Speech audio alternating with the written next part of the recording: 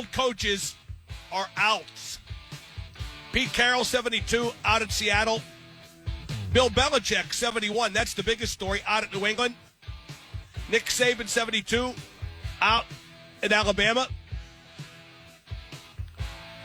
Belichick is obviously by far the big news. 6 Super Bowls, regarded by many to be the greatest football coach of all time. I don't think he is. I think he's the most accomplished, but not the best. Belichick got made by Tom Brady to a large degree, and that was emphasized when Brady went to Tampa Bay and won a Super Bowl there right away. And Belichick cheated. We don't know exactly how much or how much effect it had on New England winning, but Bill Belichick definitely cheated.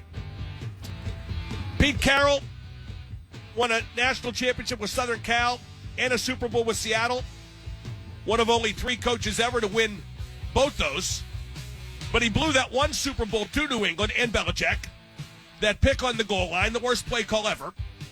And Pete Carroll will probably be remembered primarily for that, whether it's fair or not. It's the first thing I think of about Pete Carroll. And Nick Saban retired at Alabama, 7 national championships, but he failed in the pros. And no, Tomlin won't want the job at Alabama. Absolutely not. And this will come off as very homery, but I think the best football coach ever is Chuck Noll, because not only did he win the 4 Super Bowls in the 70s, he did so after taking over a franchise that to that point was the worst in NFL history.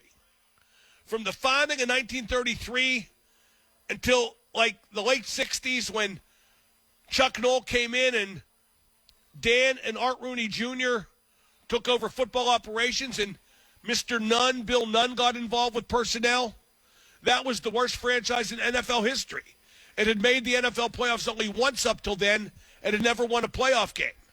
And when Chuck came in and took over, along with Art Jr. and Dan and Bill Nunn, the sky was the limit, and it happened almost overnight.